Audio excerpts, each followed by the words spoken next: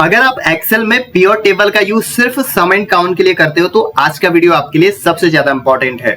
आज मैं आपको रियल ऑफिस रिपोर्ट बना के दिखाऊंगा एक पिवट टेबल की हेल्प से, और साथ ही साथ हम सम एंड काउंट के साथ में grouping, filter, top sales employees और टॉप सेल्स ट्रांजेक्शंस, और इसके साथ साथ में स्लाइसर्स कैसे अप्लाई करते हैं एंड स्लाइसर्स को रिपोर्ट के साथ कैसे कनेक्ट करते हैं उसके बारे में सीखेंगे।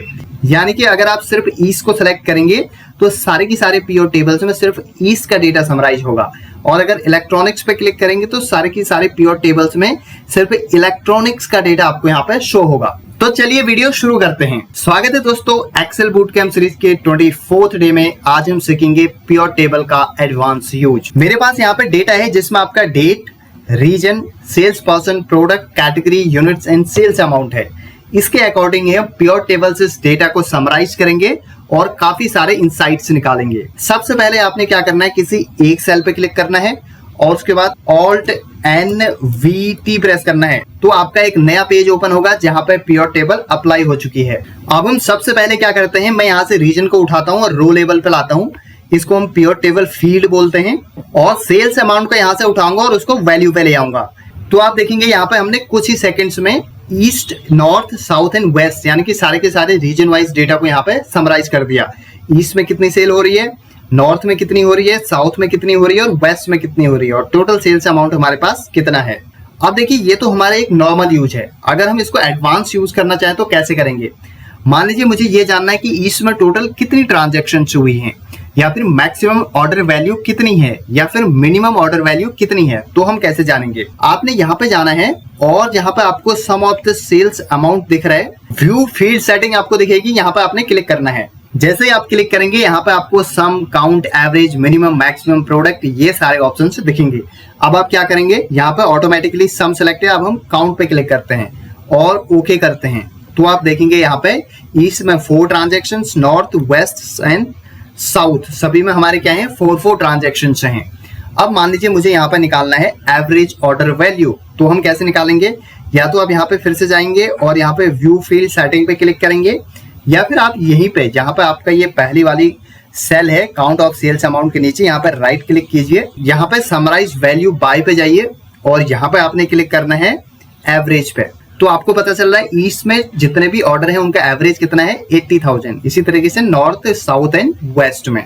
अब हमें यहाँ पे निकालना है मान लीजिए मैक्सिमम ऑर्डर वैल्यू कितनी है, तो हम कैसे निकालेंगे, यहाँ पर राइट क्लिक करूंगा, फिर से समराइज वैल्यू बाय में जाऊंगा और यहाँ पे मैक्स पे क्लिक करूंगा। तो मैक्सिमम जो ऑर्डर वैल्यू है 1,80,000 की है, जो कि ईस्ट रीजन में आई है। अब मुझे मिनिमम निकालना है, इसी तरीके से फिर से मैं यहाँ पे जाऊंगा और मिन पे क्लिक करूंगा।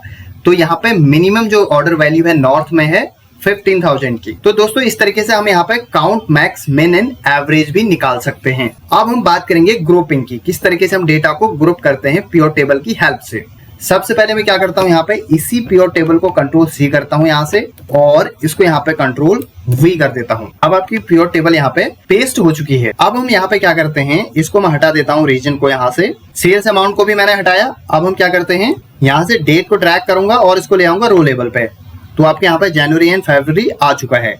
अब मैं यहाँ पे जाता हूँ फिर से सेल्स अमाउंट पे और इसको ले आता हूँ वैल्यूज पे। तो अब हमें यहाँ पे पता चल रहा है कि जनवरी में टोटल सेल कितनी है और फरवरी में टोटल सेल कितनी हो रही है। अब हमने इसको डेट के अकॉर्डिंग समराइज कर दिया है। अब मान लीजिए मुझे यहाँ पे ग्रुपिंग करनी है, मैं चाहता हूँ कि पर डे के हिसाब से यहाँ पे कितनी सेल्स हो रही है वो पता चले। तो उसके लिए मैं क्या करूंगा, इस जनवरी पे क्लिक करूंगा और राइट क्लिक करूंगा, यहाँ पे ग्रुप पे क्लिक करूंगा। तो यहाँ पे हमने डे भी सिलेक्ट कर लेना है और मैं यहाँ पे ओके कर देता हूँ। तो आपको पता चल रहा है नीचे देखिए, जनवरी में 1 जनवरी, 3 जनवरी, उसके बाद 5 जनवरी, 7th, 10th, इस तरीके से जनवरी और फिर फरवरी, यानी कि हमने पर डे के अकॉर्डिंग यहाँ पे ग्रुपिंग कर दी है। अब हम इसको क्वार्टर के अकॉर्डिंग भी कर सकते हैं। कैसे, देखिए मैं यहाँ पे जाऊंगा, फिर से राइट क्लिक करूंगा और फिर से मैं यहाँ पे ग्रुप पे जाऊंगा और यहाँ पे मान लीजिए मैं क्वार्टर भी सिलेक्ट कर लेता हूँ और ओके करता हूँ। तो ये बोल रहा है कि Q1 में आपकी जनवरी में इतनी सेल हो रही है, और नीचे फरवरी भी Q1 में ही आता है, तो ये भी इसको यहाँ पे एक ही साथ शो कर रहा है। अगर यहाँ पे मान लीजिए अप्रैल मई होता तो वहां पे Q2 करके इसको क्लासिफाइड करता। तो इस तरीके से हम यहाँ पे ग्रुपिंग भी करते हैं। अब हम अगला एग्जांपल लेते हैं। मान लीजिए हमारा अगला टास्क क्या है, हम प्रोडक्ट वाइज टोटल सेल्स देखना चाहते हैं। तो मैं यहाँ से फिर से इसको इस तरीके से कंट्रोल C करूंगा इसको सेलेक्ट करने के बाद में, क्योंकि मैंने पहले पिवट टेबल को कॉपी पेस्ट करना है और नीचे में यहाँ पे ब्लैंक पेज को पेस्ट कर दूंगा। हमारे प्योर टेबल का फील्ड यहाँ पे ओपन हो जाएगा। डेट को यहाँ से हटा देता हूँ और नीचे सेल्स अमाउंट को भी यहाँ से मैं हटा देता हूँ। ये सारी चीजें मैंने हटा दी हैं। अब हम क्या करते हैं, यहाँ पे हम प्रोडक्ट्स को लाते हैं रो पे। प्रोडक्ट को मैंने उठाया और इसको मैं यहाँ पे रो पे ले आया और उसके बाद मैं यहाँ पे सेल्स अमाउंट को ले आता हूँ वैल्यूज पे। अब हमें पता चल रहा है प्रोडक्ट वाइज हमारी कितनी सेल हो रही है, यानी कि चेयर की कितनी सेल है, डेस्क की कितनी सेल है, लैपटॉप, मोबाइल, प्रिंटर। अब मैं यहाँ पे चाहता हूँ इलेक्ट्रॉनिक्स के जो भी आइटम है उनका मैं एक ग्रुप बनाऊं और जो हमारे यहाँ पे चेयर एंड डेस्क है इसका एक ग्रुप बनाऊं और प्रिंटर का एक ग्रुप बनाऊं, यानी कि मैं अलग अलग ग्रुपिंग करता हूं। फॉर एग्जांपल आपके पास एक लार्ज डेटा है जिसमें अलग अलग टाइप्स के प्रोडक्ट्स हैं और उनकी आपने अलग अलग से ग्रुपिंग करके समराइज करना है, तो ये प्योर टेबल से ही होता है। अब मैं क्या करता हूं, मान लीजिए यहाँ पे लैपटॉप एंड मोबाइल को सिलेक्ट करता हूं और राइट क्लिक करता हूं और ग्रुप पे जाता हूं, तो आप देखेंगे यहाँ पे एक ग्रुप 1 बन चुका है लैपटॉप एंड मोबाइल का। इसी तरीके से अब हम चेयर एंड डेस्क को सिलेक्ट करते हैं और उसके बाद यहाँ पे राइट क्लिक करते हैं और मैं यहाँ पे ग्रुप पे क्लिक करूंगा तो इसका भी एक ग्रुप बन चुका है। यहाँ पे ग्रुप 2 बन चुका है और ये ग्रुप 1 बन चुका है। अब मान लीजिए हम इसका नेम चेंज कर देते हैं। यहाँ पे जो लैपटॉप वाला ग्रुप है इसको मैं यहाँ पे सिर्फ एक बार आपने क्लिक करना है और इस पे लिखना है। मैं यहाँ पे लिख देता हूँ इलेक्ट्रॉनिक्स और ग्रुप 2 में लिख देता हूँ फर्नीचर। तो देखा दोस्तों, हमने यहाँ पे अलग से चेयर एंड डेस्क का एक ग्रुप बना लिया फर्नीचर और लैपटॉप एंड मोबाइल का एक ग्रुप बना लिया इलेक्ट्रॉनिक्स और प्रिंटर का अलग से एक ग्रुप ऑलरेडी यहाँ पे है। अब हमने यहाँ पे 3 ग्रुप में इस डेटा को डिवाइड कर दिया। अब हम बात करते हैं फिल्टर्स का, यानी कि हम प्योर टेबल में फिल्टर्स कैसे लगाते हैं। मैं यहाँ से इस रेंज को सिलेक्ट करता हूँ प्योर टेबल वाली, इसको कंट्रोल C करके यहाँ पे कंट्रोल V कर देता हूँ। अब मैं यहाँ से रीजन को भी हटा दूंगा और नीचे से आपके सेल्स अमाउंट को भी यहाँ से हटा दूंगा। दोनों को मैंने हटा दिया। अब हम क्या करेंगे दोस्तों, यहाँ पे फिर से मैं क्या करता हूँ, जो हमारे प्रोडक्ट है उसको मैं यहाँ से रो लेवल पे ले आता हूँ और उसके बाद हमारा जो सेल्स अमाउंट है उसको मैं ले आता हूँ यहाँ पे वैल्यू पे और अब हमने इस पे फिल्टर लगाना है। आप यहाँ पे देखेंगे ये आपको फिल्टर वाला फील्ड यहाँ पे दिख रहा है। तो हम क्या करेंगे, यहाँ पे रीजन को ले आएंगे, यानी कि रीजन को मैं फिल्टर्स पे यहाँ पे ड्रैग कर दूंगा। जैसे मैंने किया, ऊपर आप देखेंगे यहाँ पे रीजन आपका आ चुका है, सारे के सारे रीजन आ चुके हैं। इस ड्रॉप डाउन पर आप क्लिक करेंगे, east, north, south and west आ रहे हैं और नीचे आपके यहाँ पे प्रोडक्ट्स हैं और यहाँ पे उनकी सेल्स है। अब फॉर एग्जाम्पल मुझे इसमें से केवल नॉर्थ की सेल देखनी है, नॉर्थ पे क्लिक करूंगा, ओके करूंगा, तो आप देखेंगे नीचे सिर्फ नॉर्थ की ही आपके यहाँ पे प्रोडक्ट्स और उनकी सेल्स दिख रही है। इसी तरीके से अगर मैं वेस्ट पे क्लिक करता हूं और ओके करता हूं तो सिर्फ आपको वेस्ट की यहाँ पे डिटेल दिखाई देगी। तो इस तरीके से हम फिल्टर्स का यूज करते हैं प्योर टेबल में। अब फॉर एग्जाम्पल मेरे को जानना है कि मैक्सिमम सेल्स ट्रांजेक्शन किसने किया है और कितने का किया है, तो मैं यहाँ पे राइट क्लिक करूंगा और यहाँ पे समराइज वैल्यू बाय पे जाऊंगा और यहाँ पे मैंने मैक्स पे क्लिक करना है। तो आप देखेंगे प्रिया ने किया है 1,80,000 का। इसी तरीके से अगर आप मिनिमम पे जाना चाहेंगे तो आप यहाँ पे राइट क्लिक कीजिए, समराइज बाय में जाइए और यहाँ पे अब आप मिनिमम पे क्लिक कीजिए तो आपको यहाँ पे पता चल रहा है मिनिमम अमित ने किया 15,000 का। अब इसके बाद एक हिडन ट्रिक के बारे में हम बात करते हैं। फॉर एग्जाम्पल मैं क्या करता हूँ, यहाँ पे फिर से इस प्योर टेबल को यहाँ पे कॉपी पेस्ट करता हूँ। पहले मैंने इसको कॉपी किया और नीचे यहाँ पे मैं ब्लैंक फील्ड में इसको पेस्ट कर दूंगा। मैंने इसको पेस्ट किया। अब मैं यहाँ से फिर से रीजन एंड सेल्स को हटाता हूँ और मैं फिर से यहाँ पे क्या करूंगा, इस बार मैंने क्या करना है दोस्तों, मैं जो आपका सेल्स अमाउंट है इसको ले आता हूँ रो लेवल पे। इसके बाद हम क्या करते हैं, इसी सेल्स अमाउंट को हम यहाँ से वैल्यूज पे भी ले चलते हैं। अब हमने क्या करना है, यहाँ पे जो ये वाला है इस पे हम राइट क्लिक करेंगे इस वाले सेल्स अमाउंट पे और समराइज वैल्यू बाय पे काउंट कर देंगे। तो यहाँ पे आपको पता चल रहा है काउंट, यानी कि हमने यहाँ पे कौन सी ट्रांजेक्शन कितनी बार हुई है उसका काउंट हमने निकाल लिया। अब मान लीजिए हमें टॉप 3 ट्रांजेक्शंस का काउंट निकालना है। अब हम क्या करते हैं, यहाँ पे फिर से इन ट्रांजेक्शंस की ग्रुपिंग करते हैं। मैं क्या करूंगा, यहाँ पे रो लेवल पे जाऊंगा, यहाँ पे पहली वाली सेल को सिलेक्ट करूंगा और वहां पे ग्रुप पे क्लिक करूंगा और यहाँ पे स्टार्टिंग एट में मैं कर देता हूँ 15,000 जो कि मिनिमम हमारी ट्रांजेक्शन है। मैक्सिमम हमारा एंड कहाँ पे हो रहा है 1,80,000 पे। बाय पे मैं कर देता हूँ मान लीजिए 50,000, यानी कि जो ये डेटा को क्लासिफाई करेगा ये 50,000 का डिफरेंस रख के करेगा।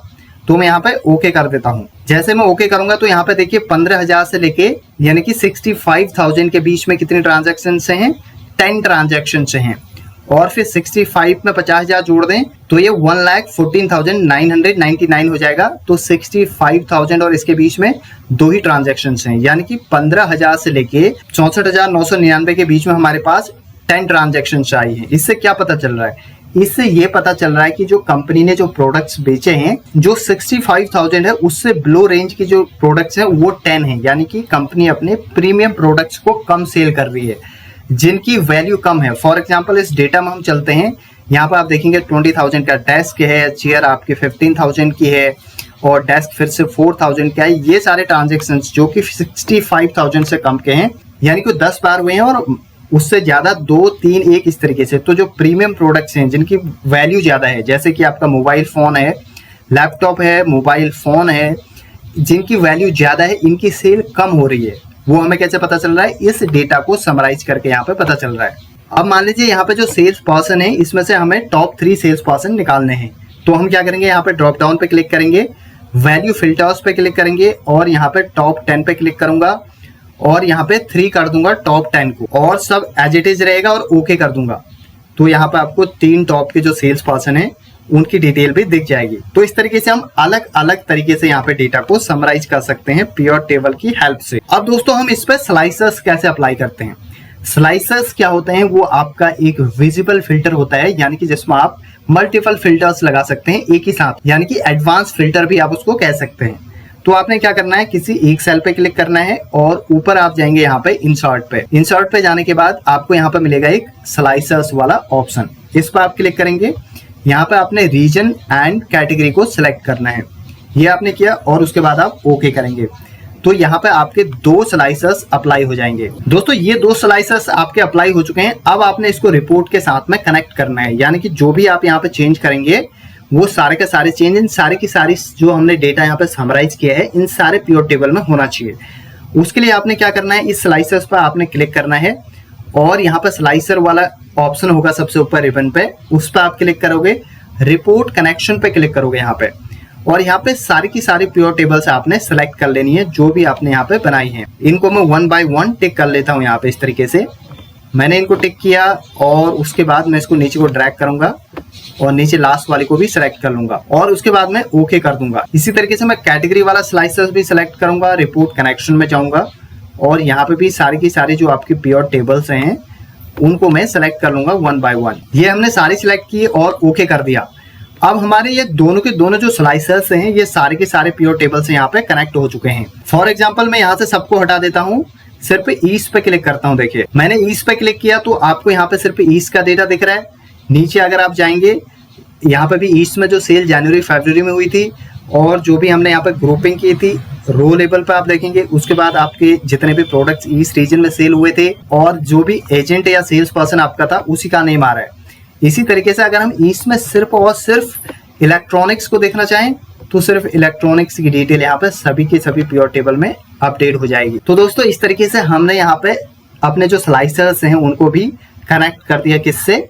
प्योर टेबल से। अगर हम नॉर्थ को क्लिक करते हैं तो सिर्फ नॉर्थ की डिटेल दिखाई देगी और नॉर्थ में भी सिर्फ फर्नीचर देखना है तो आपको सिर्फ फर्नीचर का डेटा इस कंप्लीट शीट में दिखाई देगा। तो दोस्तों एक लास्ट डेटा में अगर आपने डेटा को समराइज करना है, उसके इनसाइट्स निकालने हैं, उसमें एक विजिबल फिल्टर लगाना है तो उसके लिए ये वीडियो आपके लिए परफेक्ट है।